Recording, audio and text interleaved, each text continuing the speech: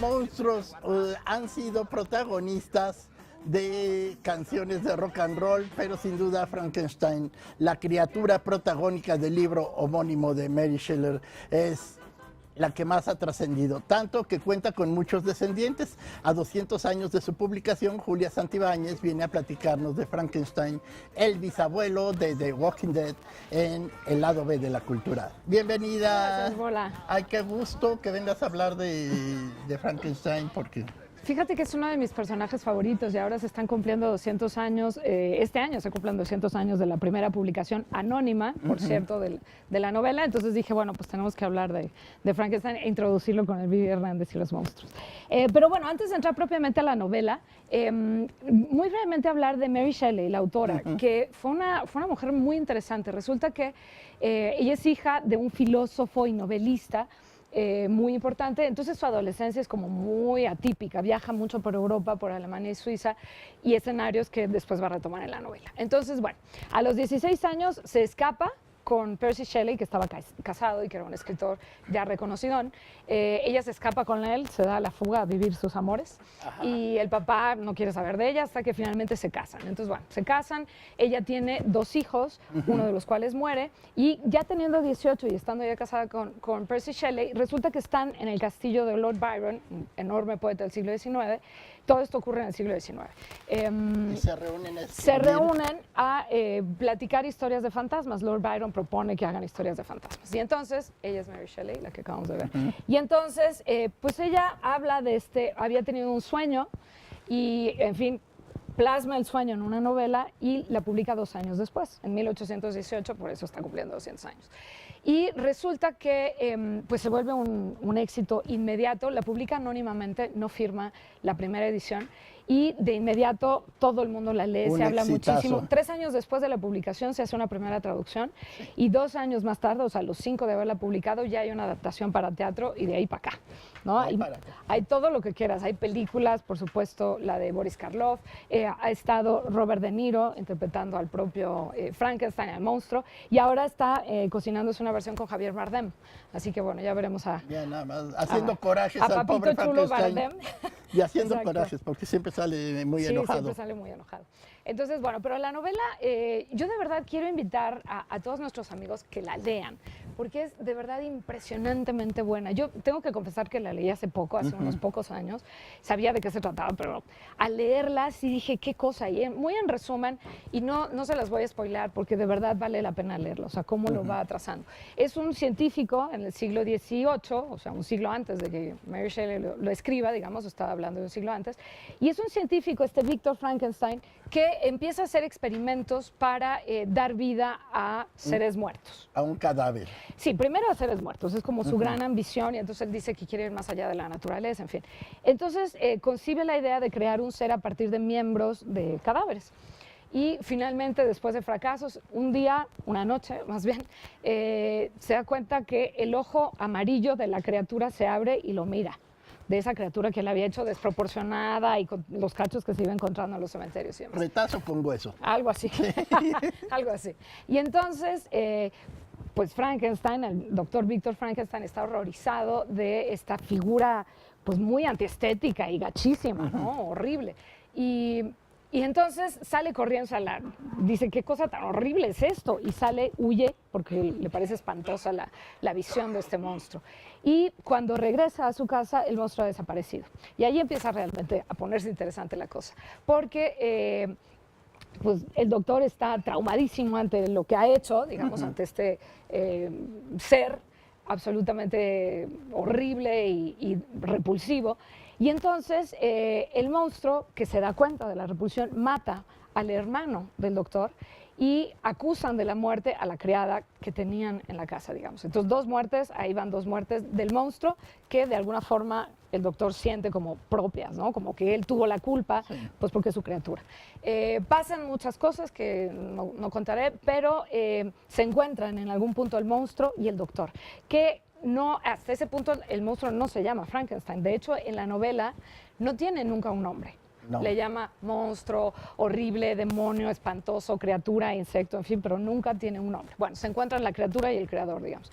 Y se dan un quien vive tremendo porque la criatura le dice, oye, pero ¿por qué me hiciste? O sea, soy horrible, soy espantoso. Bueno, en fin, hay ahí un quien vive y total.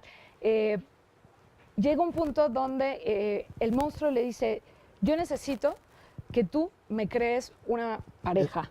Una Sí, esposa, pues sí, una esposa, Frankenstein. pues ahora sí como lo mismo pidió Como Adán. correspondería, ¿verdad? No, lo Y mismo además pidió pone Adán. el ejemplo de Adán, porque además era un monstruo muy culto que aprendió a hablar, a leer, en fin, la historia es más larga. Y el doctor, que está aterrorizado y sigue horrorizado de su criatura, le dice, no, de ninguna forma. Y entonces el monstruo la amenaza y le dice, si tú cumples, yo me voy con ella a Sudamérica y nunca más me vuelves a ver, ni tú ni nadie. Nadie vuelve a atestiguar mi presencia. Pero si no cumples, yo te voy a perseguir y te voy a destruir y voy a hacer que llores cada día la tragedia. Y entonces el doctor se asusta y dice, ok, está bien, sí la voy a hacer.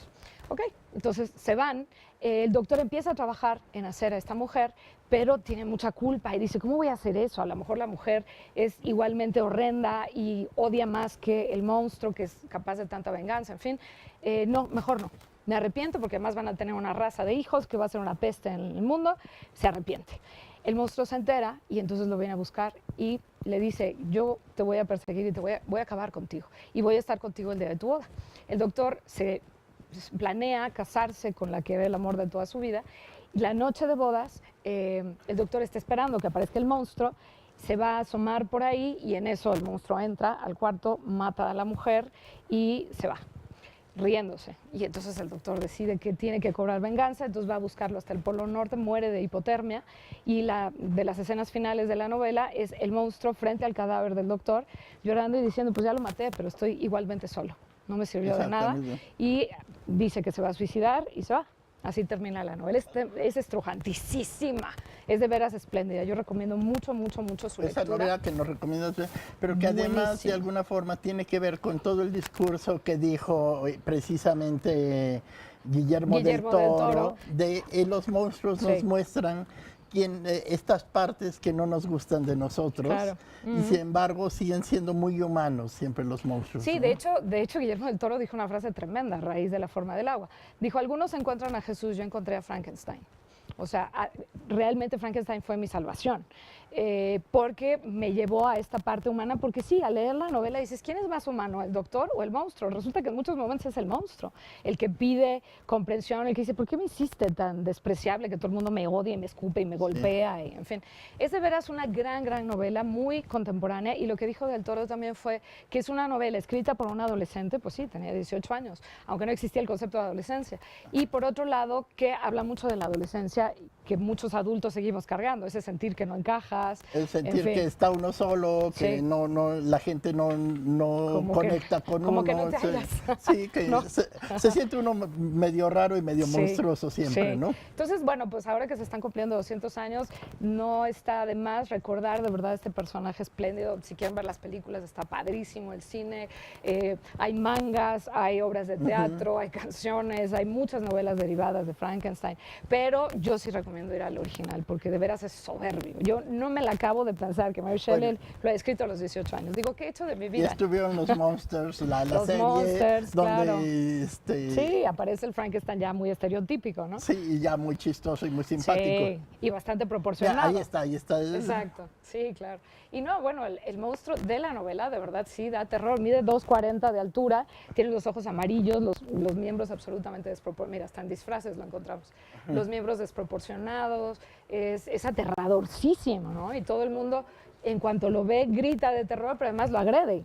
Maldito, asqueroso, insecto, vil, demonio. Y entonces dices, ¿y cuál es el...? ¿Por qué nada más por feo? Nada más porque estoy feíto. Exacto. Hay un episodio en la novela, rapidísimo, él huye, cuando todos lo atacan y tal, huye al bosque porque no quiere saber nada del mundo. Se refugia en una cabaña que encuentra desolada y luego se encuentra una familia que vive en otra cabaña por ahí.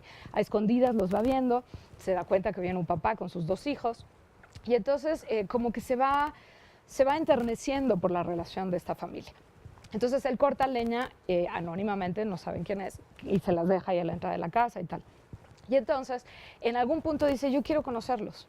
Aprende a hablar gracias a ellos, aprende a leer gracias a ellos, porque si no uno dice, ¿cómo sabía hablar? Bueno, Sí. ellos le enseñan. O bueno, indirectamente. Y entonces un día, perdón, perdón, Sí. un día se muestra al señor. Sí, bueno. Y el señor sale corriendo del susto, por eso se nos está ahogando. De emoción. Perdón. Se nos emociona. Bueno, en fin, hay que leer Frankenstein y hay que darle el peso que tiene la novela, porque de verdad Bueno, es- sí, ya te dejamos. Pero nosotros Me estoy despedimos. muriendo. Yo le mando un saludo a mi primera editora, quien en realidad sí es su quinto apellido. Sí, en genealogía sí era Frankenstein. Entonces, ¿es en serio? Sí. Luego un saludo a Deborah Holtz. Y tenía los ojitos, o tiene los ojitos amarillos, ¿no? No, pero sí.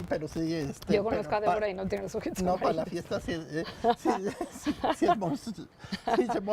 Sí se pone uno como ¿Se pone en plan monstruo. monstruoso? Sí. Bueno, Ok. muchísimas gracias, Perdón Julia por el ataque Santibáñez. de tos. Esto fue el lado B de la cultura. Yo dedicado a los 200 años de A los Frankenstein. 200 años de Frankenstein. Hay que leerlo.